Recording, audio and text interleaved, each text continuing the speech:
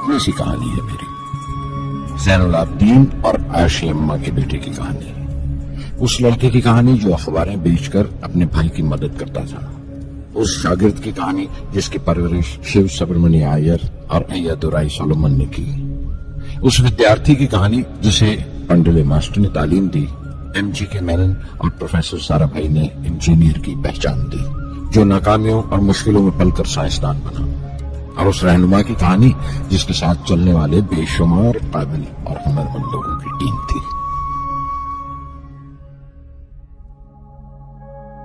میری کہانی میرے ساتھ ختم ہو جائے گی کیونکہ دنیاوی معنوں میں میرے پاس کوئی پونجی نہیں ہے، میں نے کچھ حاصل نہیں کیا، جمع نہیں کیا، میرے پاس کچھ نہیں اور کوئی نہیں، نہ بیٹا نہ بیٹی نہ پریوار۔ میں دوسروں کے لیے مثال نہیں بننا چاہتا، لیکن شاید کچھ پڑھنے والوں کو پریرنا ملے کہ انتم میرے پردادا اول، میرے دادا فقیر اور میرے والد زین العابدین کا خاندانی سلسلہ عبدالکلام پر ختم ہو جائے گا، لیکن خدا کی رحمت میں شہر رامیشورم کے ایک مڈل کلاس تمل خاندان میں پیدا ہوا۔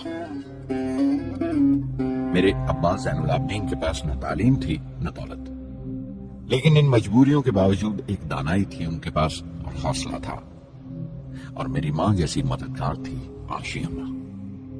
ان کی کئی اولادوں میں ایک میں بھی تھا، بلند قامت ماں باپ کا ایک چھوٹے سے قد والا معمولی شکل و صورت کا لڑکا۔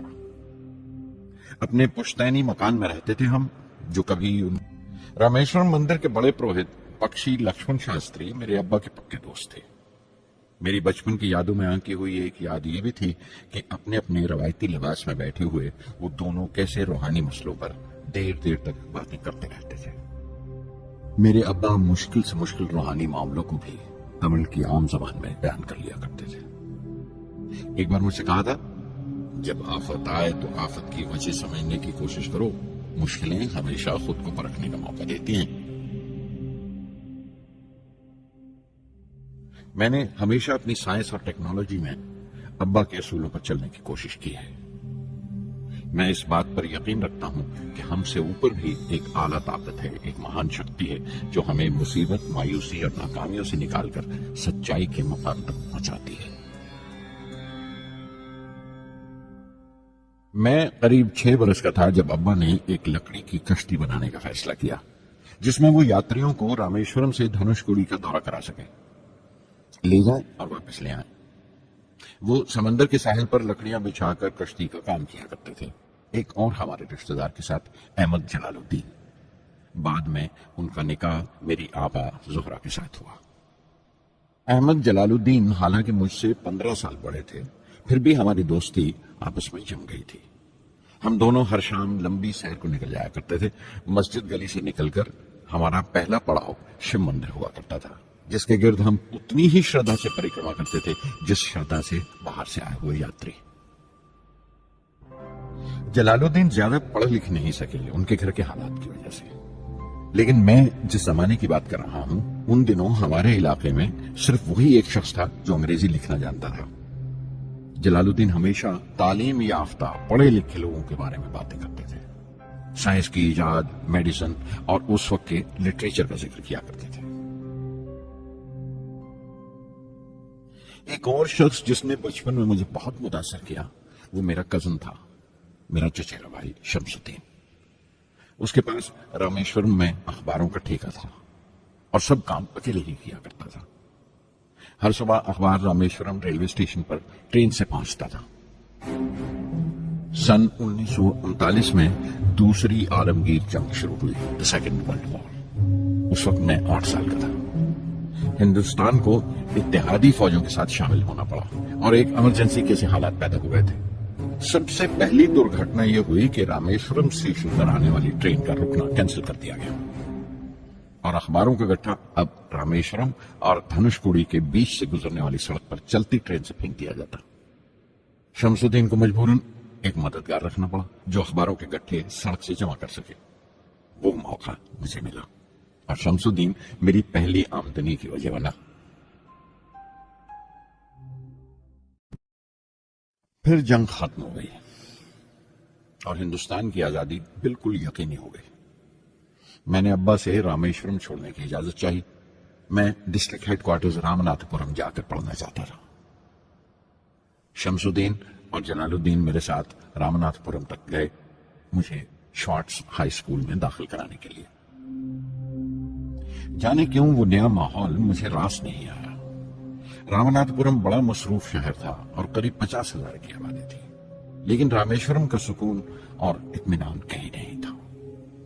گھر بہت یاد آتا تھا اور گھر لوٹنے کا کوئی موقع میں چھوڑتا نہیں تھا. شارٹس ہائی اسکول میں داخل ہونے کے بعد ایک 15 سالہ لڑکے کے تمام شوق جو ہو سکتے تھے میرے اندر جاگ اٹھے. میرے ٹیچر ایا درائی سولومن بہترین رہبر تھے، گائیڈ، اس نوجوان ذہن کے لیے جس کے سامنے زندگی کی بے شمار ممکنات کھلنے والی تھی. رامناتھ پورم کے اس عرصہ قیام میں ان سے میرا رشتہ استاد شاگرد یا گرو شیشیہ سے بھی آگے نکل گیا. ایا درائی کہا کرتے تھے، زندگی کامیاب ہونے اور نتیجے حاصل کرنے کے لیے 3 طاقتوں پر قابو پانا بہت ضروری ہے: خواہش، یقین اور امید. ایا درائی سولومن جو بعد میں ریورنٹ ہو گئے کہا کرتے تھے، اس سے پہلے کہ میں چاہوں کچھ ہو جائے، یہ ضروری ہے کہ میرے اندر اس کی پوری شدت سے خواہش ہو اور یقین ہو کہ وہ ہوگا. میں اپنی زندگی سے اگر مثال دوں تو مجھے بچپن سے ہی آسمان کے اسرار اور پرندوں کی پرواز ہمیشہ حیران کرتی تھی، فیسینیٹ کرتی تھی. سمندر میں کونجوں اور بگلوں کو اونچی اڑانے لگاتے دیکھتا تھا تو اڑنے کو جی کرتا تھا. میں ایک سادہ لوگ گاؤں ہی کا لڑکا تو تھا، لیکن مجھے یقین تھا کہ ایک دن میں ضرور ان کونجوں کی طرح بلند اڑانے لگاؤں گا، بلندی پر پرواز کروں گا. اور حقیقت یہ ہے کہ رامیشورم سے اڑنے والا میں پہلا لڑکا تھا.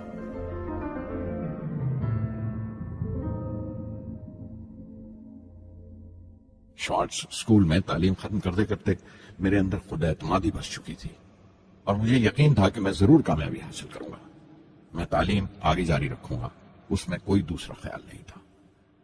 سن 1950 میں انٹرمیڈیٹ پڑھنے کے لیے سینٹ جوزف کالج ٹریچی میں داخل ہو گیا. جب بی ایس سی ڈگری کے لیے میں نے سینٹ جوزف کالج میں داخلہ لیا تو ہائر ایجوکیشن کے معنی صرف اتنا ہی جانتا تھا. یہ نہیں جانتا تھا کہ ہائر ایجوکیشن کے لیے کچھ اور بھی ہو سکتا ہے. نہ یہ جانتا تھا کہ سائنس پڑھ کے فیوچر کے لیے اور کیا موقع حاصل ہو سکتے ہیں. بی ایس سی پاس کرنے کے بعد ہی جان پایا کہ فزکس میرا سبجیکٹ نہیں تھا. اپنے خواب کو پورا کرنے کے لیے مجھے انجینئرنگ میں جانا چاہیے تھا. پتہ نہیں کیوں کچھ لوگوں کا ایسا خیال. کسی طرح میں MIT یعنی مدراس انسٹیٹیوٹ آف ٹیکنالوجی کے امیدواروں کی لسٹ میں تو آ گیا، لیکن اس کا داخلہ بہت مہنگا تھا. کم سے کم 1,000 روپے کی ضرورت تھی اور میرے ابا کے پاس اتنے روپے نہیں تھے. اس وقت میری آپا زہرا نے اپنے سونے کے کڑے اور چین بیچ کر میری فیس کا انتظام کیا. مجھ پر اس کی امید اور یقین دیکھ کر میں پسیج گیا.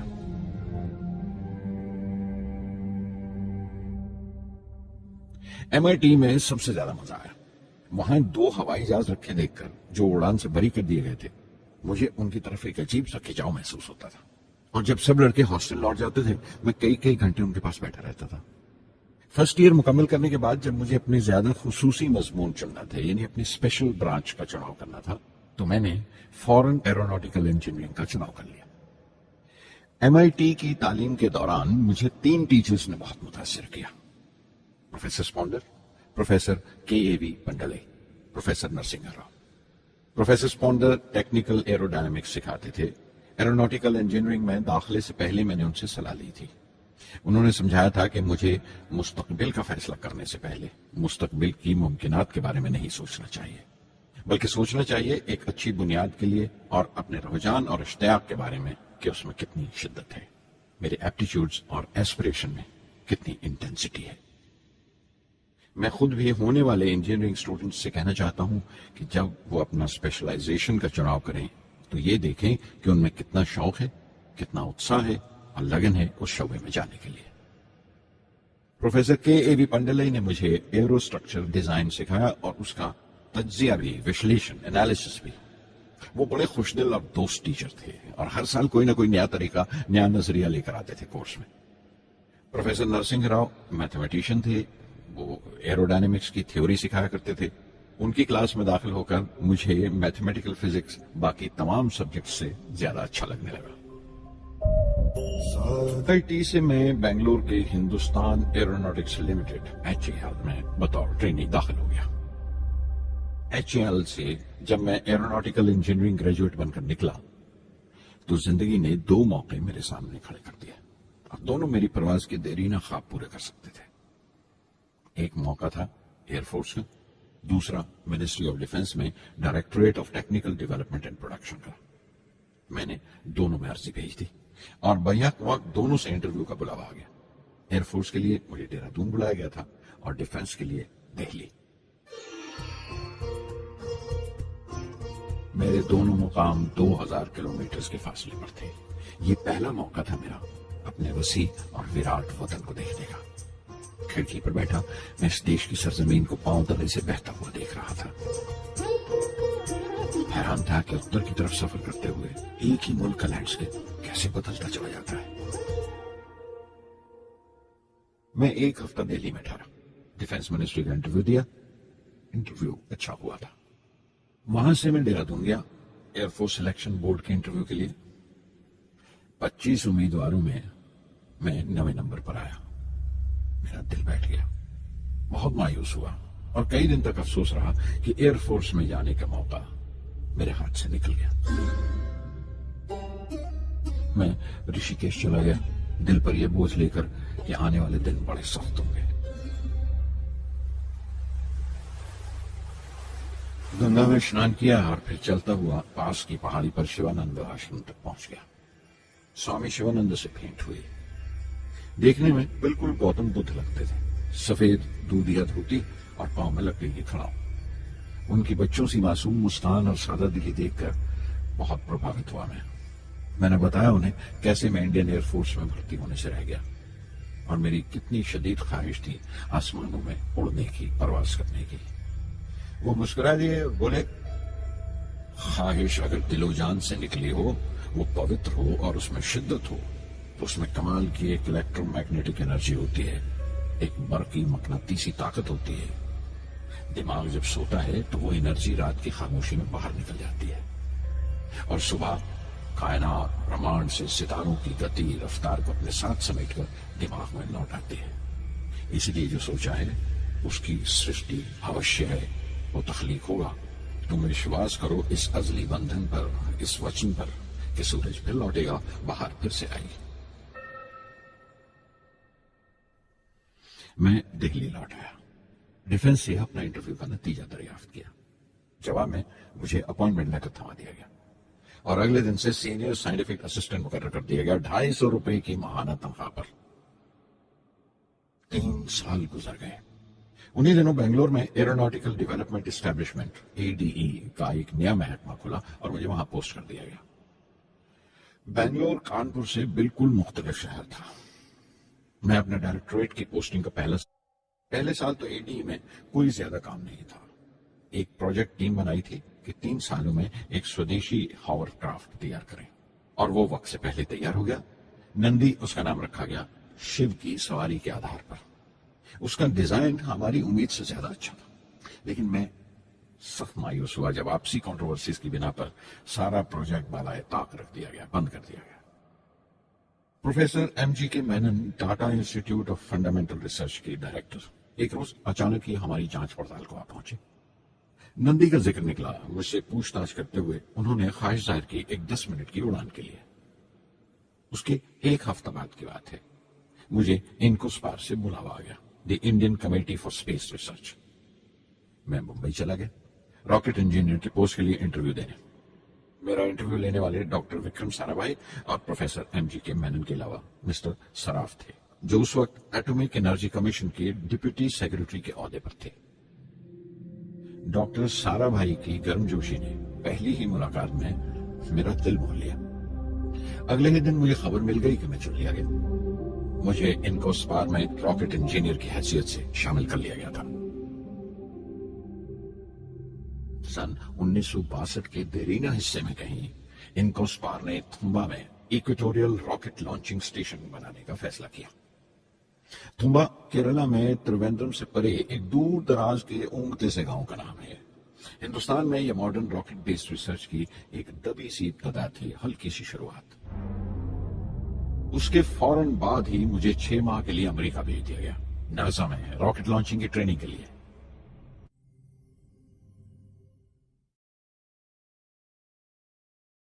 NASA Langley research centre Virginia में मैंने अपने काम की शुरुआत की। बाद में Goddard space flight centre Maryland चला गया। मैं अपना इंप्रेशंस अमेरिकन के बारे में बेंजामिन फ्रैंकलिन के इस जुमले से बयान कर सकता हूं, जिन बातों से तकलीफ होती है उनसे तालीम भी मिलती है। हिंदुस्तानी तंजीमों में, यहां की ऑर्गेनाइजेशंस में एक बड़ी मुश्किल है। जो ऊपर हैं वो बड़े मगरूर हैं, अपने से छोटों की, जूनियर्स और सबऑर्डिनेट्स की राय लेना अपनी हद तक समझते हैं। कोई शख्स भी अपनी खूबी दिखा नहीं सकता अगर आप उसे मलामत ही करते रहें। उसूल और पाबंदी, पाबंदी और सख्ती, सख्ती और जुल्म के बीच की लाइन बड़ी महीन है, बारीक है, उसकी पहचान बहुत जरूरी है। मैं जैसे ही नासा से लौटा, फौरन बाद हिंदुस्तान का पहला रॉकेट लॉन्च वाक़या हुआ 21 नवंबर सन 1963। वो साउंडिंग रॉकेट था, नाम नाइकी अपेचे। नाइकी अपेचे की कामयाबी के बाद प्रोफेसर साराभाई ने अपनी आरज़ू, अपने ख्वाब का इजहार किया, एक Indian satellite launch vehicle ISLV का सपना। हिंदुस्तानी रॉकेट का ख्वाब 20वीं सदी में एक तरह से 18वीं सदी का ख्वाब भी कहला सकता है, जो टीपू सुल्तान ने देखा था।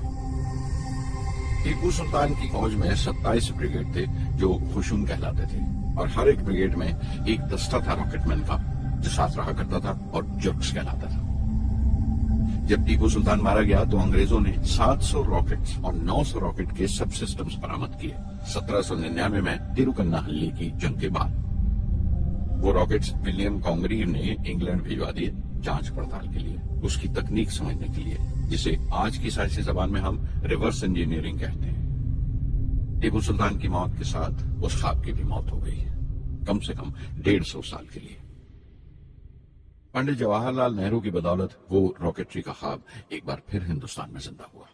प्रोफेसर साराभाई ने उस ख्वाब को हकीकत बनाने की जिम्मेदारी अपने सर ले ली। बहुत से तंग नजर लोगों को एतराज था इस बात पर कि इस मुल्क में जहां लोगों को 2 वक्त की रोटी नसीब नहीं होती, वहां इन स्पेस उड़ानों को, इन खलाई तहरीकों को क्यों तरजीह दी जा रही है। लेकिन प्रधानमंत्री पंडित नेहरू और प्रोफेसर साराभाई के नजरिए में किसी किस्म का मुबारका नहीं था। उनके नजरिए बिल्कुल साफ थे कि अगर दुनिया के मुल्कों में और दुनिया के मसलों में कोई हिस्सा लेना है, शिरकत करनी है, हिंदुस्तान को कोई हैसियत हासिल करनी है, तो साइंस और टेक्नोलॉजी की तरक्की और खुद मुख्तारी, सेल्फ रिलायंस अशद जरूरी है। और उनका मकसद ताकत का मुजाहिरा हरगिज नहीं था। सहज पके सो मीठा हो गए। थुम्बा में 2 रॉकेट सहज पके मगर कामयाब हुए, एक रोहनी, दूसरा मैनिका।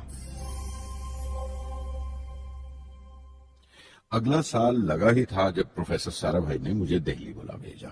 एक मीटिंग थी और मीटिंग में ग्रुप कैप्टन VS नारायणन से मेरा तारुफ कराया गया, जो एयर हेडक्वार्टर्स से थे। प्रोफेसर साराभाई ने रेटो तैयार करने का इरादा जाहिर किया, rocket assisted take off system, एक मिलिट्री एयरक्राफ्ट जो रॉकेट की मदद से उड़ाया जा सके बड़ी छोटी सी जगह में। शाम तक ये खबर भी आम हो गई कि हिंदुस्तान एक खुद साख्ता मिलिट्री एयरक्राफ्ट तैयार कर रहा है और मैं उस प्रोजेक्ट का मुख्तार हूं, जिम्मेदार हूं। मैं कई तरह के जज्बात से भर गया, खुश भी था, शुक्रगुजार भी, खुशकिस्मत भी, और एक एहसास हुआ तकमील का, फुलफिलमेंट का। 19वीं सदी के एक शायर की ये सत्रें बहुत याद आई। हर दिन के लिए तैयार रहो, हर दिन को एक तरह ही मिलो, जब ओखली हो बर्दाश्त करो, जब दस्ता हो तो वार करो। रेटो पे काम करते हुए 2 अहम वाकयात हुए। पहला तो यह था कि अपने देश में पहली बार स्पेस रिसर्च का 10 साला प्रोग्राम तैयार हुआ, जिसके ऑथर थे प्रोफेसर साराभाई। मेरे लिए वो एक ऐसा रूमानी मैनिफेस्टो था जैसे स्पेस से इश्क करने वाले किसी शायर की रूमानी नज्म हो, जैसे कोई अपने देश के आसमान से इश्क करने लगा हो। और दूसरा वाकया मिनिस्ट्री ऑफ डिफेंस में मिसाइल पैनल का तैयार होना। नारायणन और मैं, हम दोनों उस पैनल के मेंबर थे। उस वक्त तक भविष्य की आने वाली SLV सैटेलाइट लॉन्च व्हीकल का नाक नक्शा भी तैयार हो चुका था। प्रोफेसर साराभाई अपने देरीना ख्वाब को ताबीर देने के लिए कुछ और साथियों का चुनाव कर चुके थे।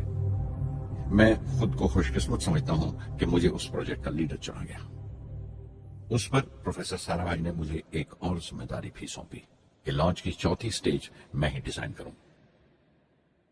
यह मामूल था, मेरा आदत थी कि हर मिसाइल पैनल की मीटिंग के बाद मैं जाकर प्रोफेसर साराभाई को पूरी तफसील, पूरी रिपोर्ट देता था।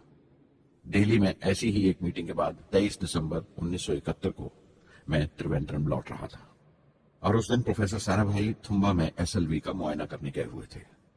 दिल्ली एयरपोर्ट के लॉन्च से मैंने उन्हें फोन किया, पैनल मीटिंग की तफसील बताई। प्रोफेसर साराभाई ने मुझे कहा कि मैं त्रिवेंद्रम एयरपोर्ट पर उनका इंतजार करूं। मैं जब त्रिवेंद्रम पहुंचा तो फिजा में एक मातम बिछा हुआ था। मुझे खबर दी गई कि प्रोफेसर साराभाई नहीं रहे। चंद घंटे पहले दिल का दौरा पड़ने से उनका इंतकाल हो गया। मैं थर्रा के रह गया। चंद घंटे पहले ही तो मैंने उनसे बात की थी। मेरे लिए वो बहुत बड़ा सदमा था। प्रोफेसर साराभाई मेरी नजर में इंडियन साइंस के राष्ट्रपिता हैं, जैसे राष्ट्र के पिता महात्मा गांधी हैं। उन्होंने कुछ अरसा प्रोफेसर MGK मेनन ने स्पेस रिसर्च का काम संभाला। बिलाखिर प्रोफेसर सतीश धवन को Indian space research organisation ISRO की जिम्मेदारी सौंप दी गई। तुम्बा का पूरा कॉम्प्लेक्स एक बड़े पैमाने पर स्पेस सेंटर बना दिया गया और Vikram Sarabhai space centre VSSC का नाम दिया गया। जिसने वो सेंटर कायम किया था उसी के नाम से उस जगह की श्रद्धांजलि पेश की गई। मशहूर मेटलर्जिस्ट डॉक्टर ब्रह्म प्रकाश VSSC के पहले डायरेक्टर मुकर्रर हुए।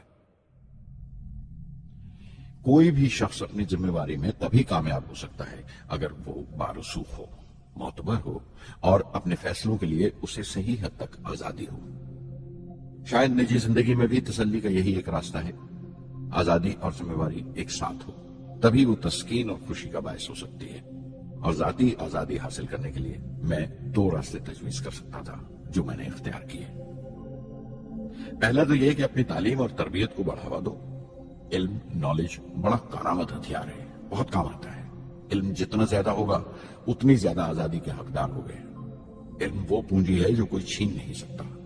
इल्म की रहनुमाई तभी मुमकिन है अगर आपकी जानकारी मुकम्मल हो, अप टू डेट हो। कामयाब रहनुमा बनने के लिए जरूरी है कि दिन का काम जब खत्म हो आप पिछले काम का जायजा लें, अगले दिन के काम की तैयारी करें।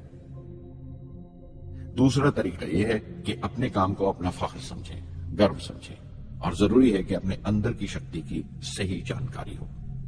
जो करो उस पर यकीन रखो या जिस पर यकीन हो वही करो, वरना दूसरों के ईमान का शिकार बनते रहोगे। SLV प्रोजेक्ट के पहले 3 सालों में साइंस के बहुत से नए नए इसरार खुले और आहिस्ता आहिस्ता साइंस और टेक्नोलॉजी का फर्क समझ आने लगा। रिसर्च और अमल, डेवलपमेंट का फासला पता चलने लगा।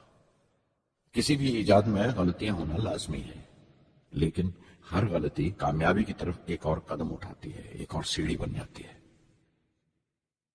किसी भी तख्लीक की तरह SLV-3 की तख्लीक भी कई दर्दनाक लम्हों से गुजरी।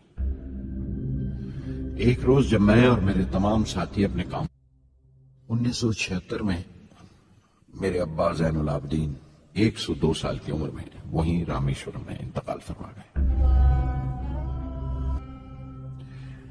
मैं बहुत देर तक अपनी मां के पास बैठा रहा, चुपचाप, और जब उठा थुम्बा लौटने के लिए तो उसने रुंधे गले से दुआएं दी मुझे। SLV-3 अपोजी रॉकेट जो फ्रांस से उड़ाई जाने वाली थी अचानक कुछ मुश्किलों का शिकार हो गई। मुझे फौरन फ्रांस जाना पड़ा। मैं रवाना होने ही वाला था कि मेरी मां की मौत की खबर पहुंची। यके बाद दीगरे 3 मौतें हो गई मेरे घर में। उस वक्त मुझे अपने काम में पूरे ध्यान की जरूरत थी। 100% लगन से काम करने की ख्वाहिश किसी और लगन की गुंजाइश नहीं छोड़ती। मुकम्मल नीति और पूरी लगन से SLV-3 का ख्वाब 1979 के दरमियान में जाकर पूरा हुआ। हमने SLV-3 की परवाज का दिन 10 अगस्त 1979 तय किया था। 23 मीटर लंबा 4 स्टेजेस का ये रॉकेट 17 टन का वजन लेकर 7:58 पर बड़ी गजदाई से उड़ा और खला की तरफ रवाना हुआ।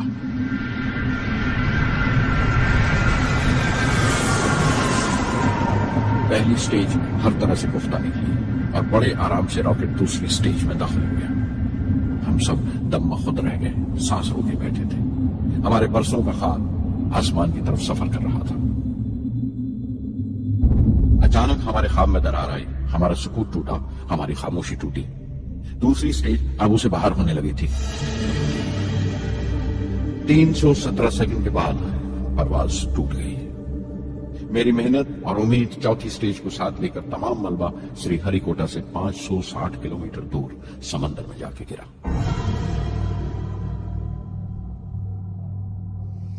इस हादसे से हम सबको सख्त सदमा पहुंचा।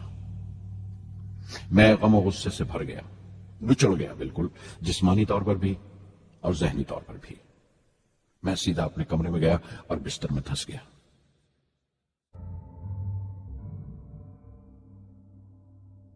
हर शख्स तकनीकी जमा तफरीक और बहस मुबासे के बाद मुतमईन हो चुका था, संतुष्ट हो चुका था, लेकिन मुझे इत्मीनान ना आया और मुसलसल बेचैन रहा। मैं बेसाख्ता खड़ा हो गया और एतराफ किया प्रोफेसर धवन के सामने, सर, मेरे साथियों को नाकामयाबी की वजह दरियाफ्त हो जाने से इत्मीनान हो गया, लेकिन मैं उसे काफी नहीं समझता। इस मिशन की डायरेक्टर की हैसियत से इस गलती को भी मैं अपनी जिम्मेवारी समझता हूं। SLV-3 की नाकामयाबी की जिम्मेवारी मेरी है। साइंस का काम कमाल दर्जा उत्साह भी देता है, खुशी भी और उतनी ही गहरी मायूसी भी। इस तरह के वाकयात सोच सोचकर मैं दिल को ढारस लेता रहा। यह ख्याल कि इंसान चांद पर उतर सकता है, सबसे पहले एक रूसी साइंटिस्ट ने सोचा था। उसे हकीकत बनने में 40 साल गुजर गए जब अमेरिका ने उसे पूरा किया। प्रोफेसर चंद्रशेखर ने चंद्रशेखर लिमिट का आविष्कार किया था 1930 में, जब कैम्ब्रिज में पढ़ रहे थे, लेकिन 50 साल बाद उन्हें उसी डिस्कवरी पर नोबेल प्राइज मिला। वॉन ब्राउन अपनी सैटर्न लॉन्च व्हीकल से आदमी को चांद पर उतारने से पहले कितनी सारी नाकामियों से गुजरे होंगे। पहाड़ की चोटी पर उतरने से पहाड़ पर चढ़ने का तजुर्बा नहीं मिलता। जिंदगी पहाड़ की चढ़ानों पर मिलती है, चोटी पर नहीं। चढ़ानों पर ही तजुर्बे मिलते हैं और जिंदगी मंचती है और टेक्नोलॉजी तरक्की करती है। चोटी पर पहुंचने की कोशिश ही में चढ़ानों का इल्म हासिल होता है। मैं एक एक कदम चलता रहा, चढ़ता रहा चोटी की तरफ।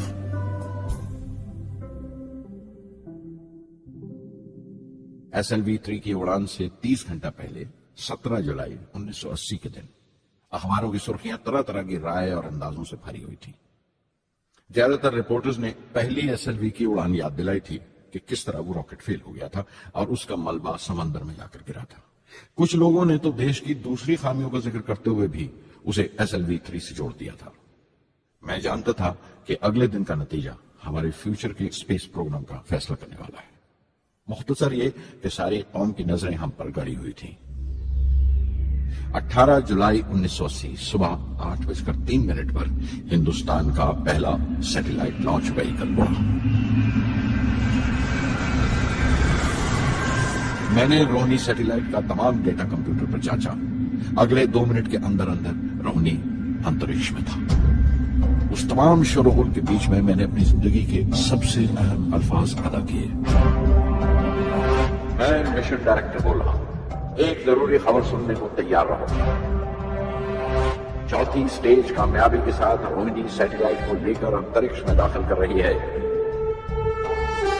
मैं ब्लॉक से बाहर आया तो मेरे साथियों ने मुझे कंधों पर उठा लिया और नारे लगाते हुए जुलूस निकाला। सारी कौम में एक जोश की लहर दौड़ गई। हिंदुस्तान उन चंद कौमों में शामिल हो गया था जिनके पास सैटेलाइट लॉन्च की काबिलियत थी। हमारी कौम का एक ख्वाब पूरा हुआ था और हमारे इतिहास का एक नया बाब खुला, एक नया चैप्टर। प्रधानमंत्री इंदिरा गांधी ने मुबारकबाद का तार भेजा और सबसे ज्यादा हिंदुस्तान के साइंसदान खुश थे कि ये पूरी कोशिश स्वदेशी थी, हमारी अपनी थी। मैं कुछ मिले जुले जज्बात से गुजर रहा था। मैं खुश था कि पिछली 2 दहाइयों से जिस कोशिश में था, SLV-3 की कामयाबी के महीने भर के अंदर ही प्रोफेसर धवन का फोन आया एक दिन اور دلی بلایا پردھان منتری سے ملنے کے لیے۔ میری ایک چھوٹی سی الجھن تھی کپڑوں کو لے کر۔ ہمیشہ سے بڑے عامیانہ سے کپڑے پہنتا ہوں اور پاؤں میں چپل یا سلیپر کہہ لو۔ پردھان منتری کو ملنے جیسا وہ لباس نہیں تھا، میرے لیے نہیں، ان کے احترام کے لیے۔ سنا تو پروفیسر دھون بولے، کپڑوں کی فکر مت کرو، تم نے جو شاندار کامیابی پہن رکھی ہے وہ کافی ہے۔ ریپبلک ڈے 1981 میرے لیے ایک بڑی خوشخبری لے کر آیا کہ مجھے پدم بھوشن سے نوازا گیا ہے۔ میں نے اپنے کمرے کو بسم اللہ خان کی شہنائی سے بھر لیا۔ شہنائی کی گونج مجھے کہیں اور ہی لے گئی۔ میں رامیشورم پہنچ گیا، ماں کے گلے لگا، ابا نے میرے بالوں کو انگلیوں سے سہلایا اور میرا دوست، میرا رفیق جلال الدین مسجد گلی میں جمع ہوئے لوگوں میں میرے انعام کا اعلان کر رہا تھا۔ میری بہن زہرا نے میٹھا بنایا گھر میں، پکشی لکشمن شاستری نے میرے ماتھے پر تلک لگایا، فادر سولومن نے میرے ہاتھ میں سلیب دے کر دعا پڑی اور پروفیسر سارا بھائی کو دیکھا۔ ان کے چہرے پر مسکراہٹ تھی، فخر تھا، جو پودا وہ لگا کر گئے تھے اب پورا پیڑ بن چکا تھا جس کے پھل۔ 1 جون 1982 میں نے defence research and development laboratory DRDL کی ذمہ داری سنبھال لی۔ اس وقت کے defence minister Shri R Venkataraman نے جب مشورہ دیا کہ بجائے درجہ بدرجہ میسائل تیار کرنے کے ہمیں مکمل اپنی میسائل تیار کرنے کا پروگرام بنانا چاہیے، تو ہمیں اپنے کانوں پر یقین نہیں آیا، اور دیکھتے دیکھتے ہی وہ پروجیکٹ ایک مکمل میسائل کا پروگرام بن گیا جس کے نتیجے آئندہ بہت دور تک پہنچے۔ ہر ایک پروجیکٹ کا نام ہندوستان کی خود مختاری، سیلف ریلائنس کا ثبوت تھا۔ سرفیس ٹو سرفیس میسائل کا نام پرتھوی رکھا گیا، ٹیکٹیکل کور وہیکل کو ترشول کا نام دیا گیا، surface to air defence system Akash کہلایا، اینٹی ٹینک میسائل پروجیکٹ کو ناگ کے نام سے پکارا گیا، اور میرے دیرینہ خواب ریکس کو یعنی ری اینٹری ایکسپیریمنٹ لانچ وہیکل کو میں نے اگنی کا نام دیا۔ میسائل ٹیکنالوجی کا ہنر دنیا کی کچھ چنی ہوئی قوموں کے پاس ہی تھا۔ وہ بڑے تعجب سے ہماری طرف دیکھ رہے تھے کہ ہم کیا کرنے جا رہے ہیں اور کیسے کریں گے۔ ہم ایک میٹنگ میں بیٹھے ہوئے اپنے مقصد کو پرتھوی کا کام اپنی تکمیل کو پہنچ رہا تھا جب ہم 1988 میں داخل ہوئے۔ 25 فروری 1988 صبح 11:23 پر پرتھوی کی پہلی پرواز واقع ہوئی۔ ہمارے ملک میں وہ ایک ایتہاسک موقع تھا۔ پرتھوی صرف ایک سرفیس ٹو سرفیس میسائل ہی نہیں بلکہ آئندہ آنے والی تمام قسم کی میسائل کا بنیادی نقشہ بھی تھا، فیوچر کا ماڈیول تھا وہ۔ پرتھوی نے ہمارے آس پڑوس کے ملکوں کو دہلا دیا۔ مغربی یعنی ویسٹرن ملکوں کو پہلے تو حیرت ہوئی، پھر غصے کا اظہار کیا اور پابندی لگا دی انڈیا کے لیے کہ وہ ایسی کوئی چیز باہر کے ملکوں سے نہ خرید۔ اگنی کی ٹیم میں 500 سے زیادہ سائنسدان شامل تھے۔ اگنی کی پرواز 20 اپریل 1999 طے پائی تھی۔ لانچ کی تمام تیاریاں مکمل ہو چکی تھیں اور حفاظت کے لیے یہ فیصلہ کیا گیا تھا کہ لانچ کے وقت آس پاس کے تمام گاؤں خالی کرا دیے جائیں۔ اخبارات اور دوسری میڈیا نے اس بات کو بہت اچھالا۔ 20 اپریل پہنچتے پہنچتے تمام ملک کی نظریں ہم پر ٹکی ہوئی تھی۔ دوسرے ملکوں کا دباؤ بڑھ رہا تھا کہ ہم اس تجربے کو ملتوی کر دیں یا خارج کر دیں، لیکن سرکار مضبوط دیوار کی طرح ہمارے پیچھے کھڑی رہی اور کسی طرح ہمیں پیچھے نہیں ہٹنے دیا۔ پرواز سے صرف 14 سیکنڈز پہلے ہمیں کمپیوٹر نے رکنے کا اشارہ کیا۔ کسی ایک پرزے میں کوئی خامی تھی، وہ فوراً ٹھیک کر دی گئی، لیکن اسی وقت ڈاؤن رینج اسٹیشن نے رکنے کا حکم دیا۔ چند سیکنڈز میں کئی رکاوٹیں سامنے آ گئی اور پرواز ملتوی کر دی گئی۔ اخبارات نے آستینیں چڑھا لی، ہر بیان نے اپنی اپنی طرح کی وجوہات نکال لی۔ کارٹونسٹ سدھیر دار نے ایک کارٹون شائع کیا جس میں ایک خریدار کچھ سامان دکاندار کو واپس کرتے ہوئے کہہ رہا تھا، اگنی کی طرح وہ بھی نہیں چلی۔ ایک کارٹون میں دکھایا گیا کہ سائنسدان کہہ رہا ہے، سب ٹھیک تھا، 10 روز دن رات کام چلا میسائل کی درستی پر، اور آخرکار سائنسدانوں نے ایک نئی تاریخ طے کی اگنی کی پرواز کے لیے۔ مگر پھر وہی ہوا، 10 سیکنڈ پہلے کمپیوٹر نے رکاوٹ کا اشارہ کیا، پتہ چلا ایک پرزہ کام نہیں کر رہا ہے۔ پرواز پھر ملتوی کر دی گئی۔ ایسی بات کسی بھی سائنسی تجربے میں ہو جانا عام بات ہے، غیر ملکوں میں بھی بہت بار ہوتا ہے، لیکن امید سے بھری ہوئی قوم۔ امول بٹر والوں نے اپنے ہورڈنگ پر لکھا، اگنی کو ایندھن کے لیے ہمارے بٹر کی ضرورت ہے۔ اگنی کی مرمت کا کام جاری رہا۔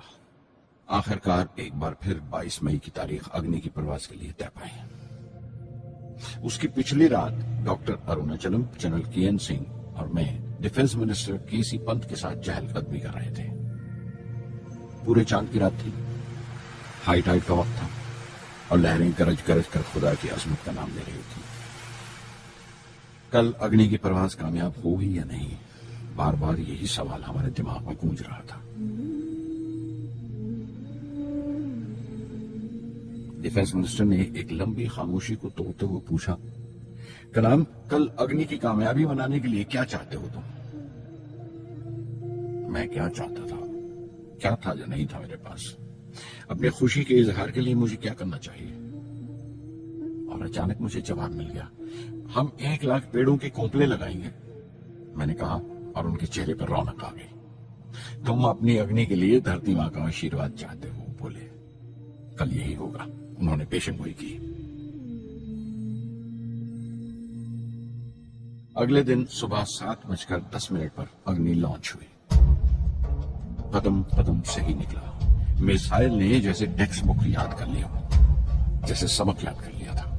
ہر سوال کا صحیح جواب مل رہا تھا۔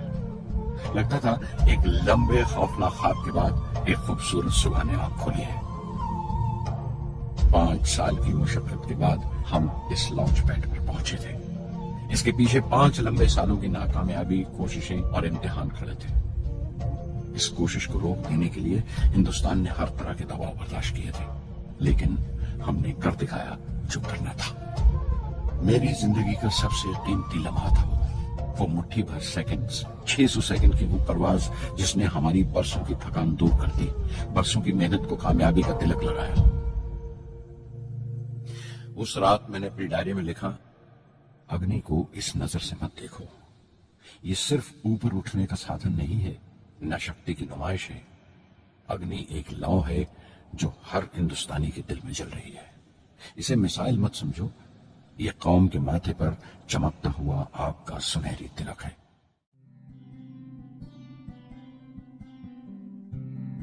انیس سو 90 کے ریپبلک ڈے پر دیش نے میسائل پروگرام کی کامیابی کا جشن منایا۔ مجھے پدم وبھوشن سے نوازا گیا اور ڈاکٹر اروناچلم کو بھی۔ 10 سال پہلے پدم بھوشن کی یادیں ایک بار پھر ہری ہو گئی۔ رہن سہن میرا اب بھی ویسا ہی تھا جیسا تب تھا۔ 10x12 کا ایک کمرہ کتابوں سے بھرا ہوا اور کچھ ضرورت کا فرنیچر۔ میں جانتا ہوں کہ بہت سے سائنسدان اور انجینئر موقع ملتے ہی وطن چھوڑ جاتے ہیں، دوسرے ملکوں میں چلے جاتے ہیں زیادہ روپیہ کمانے کے لیے، زیادہ آمدنی کے لیے، لیکن یہ آدر، محبت اور عزت کیا کما سکتے ہیں جو انہیں اپنے وطن سے ملتی ہے۔ 15 اکتوبر 1991 میں 60 سال کا ہو گیا۔ مجھے اپنی ریٹائرمنٹ کا انتظار تھا، چاہتا تھا کہ غریب بچوں کے لیے ایک اسکول کھولوں۔ یہ وہ دن تھے جب میں نے سوچا کہ اپنی زندگی کے تجربے، مشاہدے اور وہ تمام باتیں قلم بند کروں جو دوسروں کے کام آ سکیں، ایک طرح سے اپنی سوانح عمری لکھوں، اپنی جیونی۔ میرے خیال میں میرے وطن کے نوجوانوں کو ایک صاف نظریے اور دشا کی ضرورت ہے۔ تبھی یہ ارادہ کیا کہ میں ان تمام لوگوں کا ذکر کروں جن کی بدولت میں یہ بن سکا جو میں ہوں۔ مقصد یہ نہیں تھا کہ میں کچھ بڑے بڑے لوگوں کے نام لوں، بلکہ یہ کہ کوئی شخص کتنا بھی چھوٹا کیوں نہ ہو، اسے حوصلہ نہیں چھوڑنا چاہیے۔ مسئلے، مشکلیں زندگی کا حصہ ہیں اور تکلیفیں کامیابی کی سچائیاں ہیں۔ جیسا کہا ہے کسی نے، خدا نے یہ وعدہ نہیں کیا کہ آسمان ہمیشہ نیلا ہی رہے گا، زندگی بھر پھولوں سے بھری راہیں ملیں گی۔ خدا نے یہ وعدہ نہیں کیا کہ سورج ہے تو بادل نہیں ہوں گے، خوشی ہے تو غم نہیں، سکون ہے تو درد نہیں ہوگا۔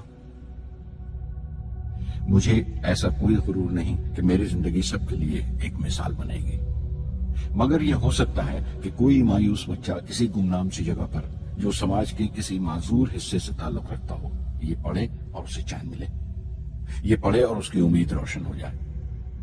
ہو سکتا ہے یہ کچھ بچوں کو نا امیدی سے باہر لے آئے، اور جسے وہ مجبوری سمجھتے ہیں وہ وہ مجبوری نہ لگے. انہیں یقین رہے کہ وہ جہاں بھی ہیں خدا ان کے ساتھ ہے. کاش ہر ہندوستانی کے دل میں جلتی ہوئی لو کو پر لگ جائے اور اس لو کی پرواز سے سارا آسمان روشن ہو جائے.